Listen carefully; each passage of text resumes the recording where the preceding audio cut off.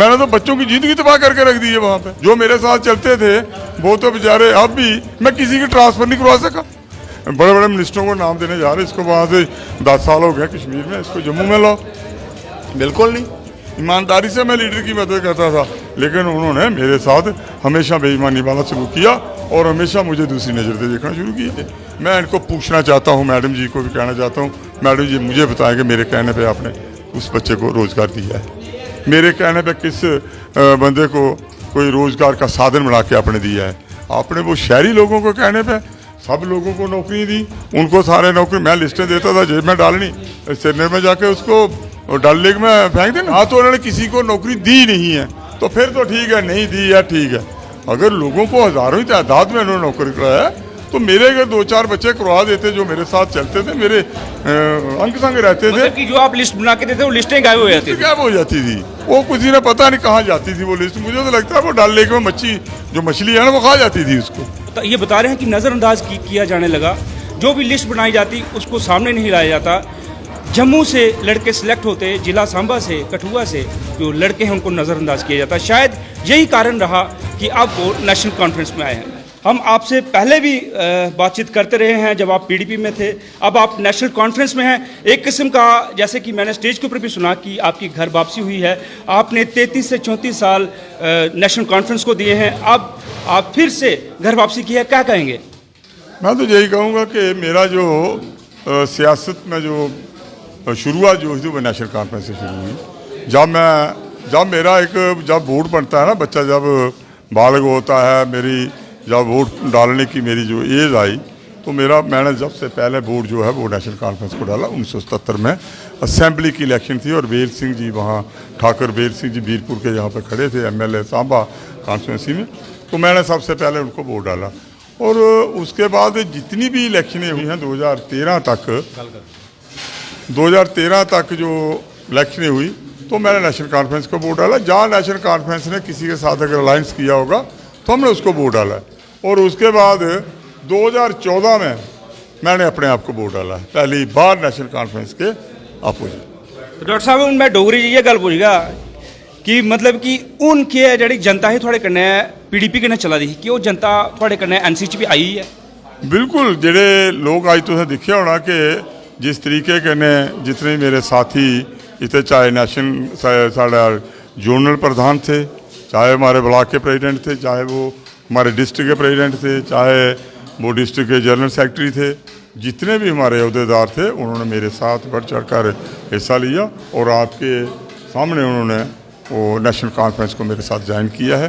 तो शायद ये लिस्ट भी आपके पास होगी।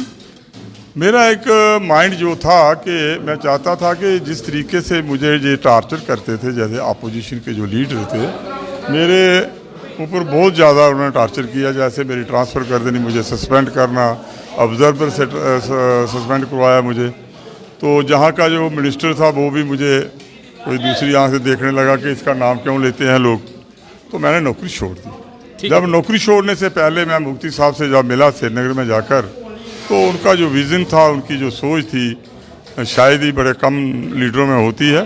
तो मैंने देखा कि ये लोगों के भले के लिए, खासकर उनके साथ मिलना या उनकी बात को सुनना, मेरी बात हुई कि बाकी सड़कें या ये डेवलपमेंट होती रहती है, लेकिन सबसे बड़ी बात है जो बेरोज़गारी, अनएम्प्लॉयमेंट है, इसको किस तरीके से दूर करना है। तो मुफ्ती साहब ने हमें बताया कि हमारे पास ये पॉलिसी है, इस पॉलिसी के तहत हम बच्चों को रोज़गार भी देंगे। तो मैंने देखा कि नहीं, मुफ्ती साहब की अच्छी सोच है, मैंने PDP जो है वो ज्वाइन कर ली। तो मैं PDP में रहा 11 साल, मैंने अपना खून तक दे दिया। ये नहीं है कि PDP में बैठा रहा, मैंने पूरा आज 11 साल तक, आप देखते हो अजय जी कि आप भी आते हो यहाँ, तो मैं लगातार मीटिंगें, लगातार जलसे मैं करता रहा।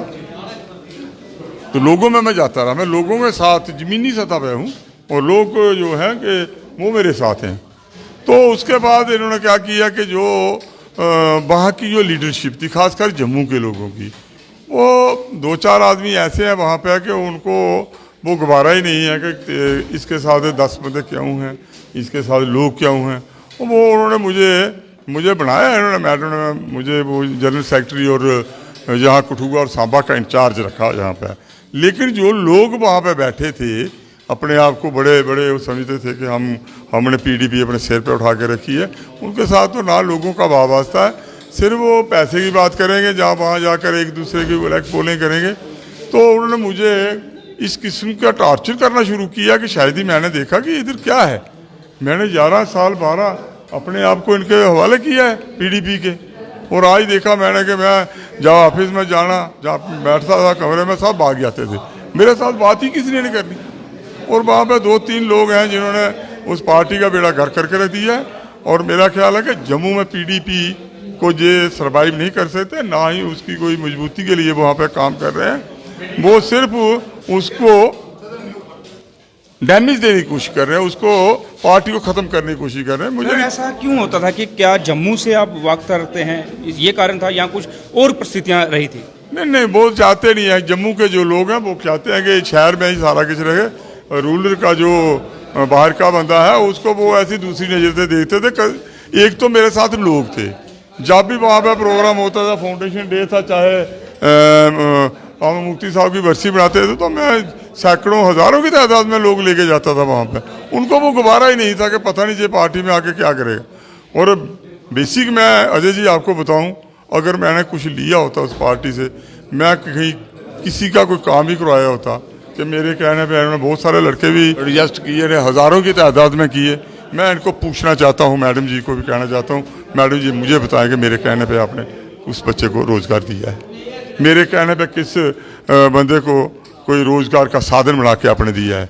आपने वो शहरी लोगों को कहने पे सब लोगों को नौकरी दी, उनको सारे नौकरी, मैं लिस्टें देता था, जेब में डालनी, सिरने में जाके उसको डल लेक में फेंक देना। तो उन्होंने किसी को नौकरी दी नहीं है, तो फिर तो ठीक है, नहीं दी है ठीक है। अगर लोगों को हज़ारों ही तादाद में उन्होंने नौकरी कराया, तो मेरे अगर 2-4 बच्चे करवा देते जो मेरे साथ चलते थे, मेरे अंग संग रहते थे, मतलब कि जो आप लिस्ट बना के देते वो लिस्टें गायब हो जाती थी? गायब हो जाती थी। वो किसी ने पता नहीं कहाँ जाती थी वो लिस्ट। मुझे तो लगता है वो डल लेक में मछली है ना, वो खा जाती थी उसको। मैंने तो बच्चों की ज़िंदगी तबाह करके रख दी है वहाँ पे। जो मेरे साथ चलते थे वो तो बेचारे, अब भी मैं किसी की ट्रांसफ़र नहीं करवा सका। जो सिपाही होता है सिरने में लगा, मैंने बड़े बड़े मिनिस्टरों को नाम देने जा रहे, इसको वहाँ से 10 साल हो गए कश्मीर में, इसको जम्मू में लाओ, बिल्कुल नहीं। तो इन्होंने बेसिकली, मैं उसकी ईमानदारी से मदद करता था, पार्टी की ईमानदारी से मैं लीडर की मदद करता था, लेकिन उन्होंने मेरे साथ हमेशा बेईमानी वाला सलूक किया और हमेशा मुझे दूसरी नज़र से देखना शुरू किया। तो ये बता रहे हैं कि नज़रअंदाज किया जाने लगा, जो भी लिस्ट बनाई जाती उसको सामने नहीं लाया जाता। जम्मू से लड़के सिलेक्ट होते, जिला सांबा से, कठुआ से जो लड़के हैं उनको नज़रअंदाज किया जाता। शायद यही कारण रहा कि अब वो नेशनल कॉन्फ्रेंस में आए हैं। जय हिंद, जय भारत, जय डुग्गर।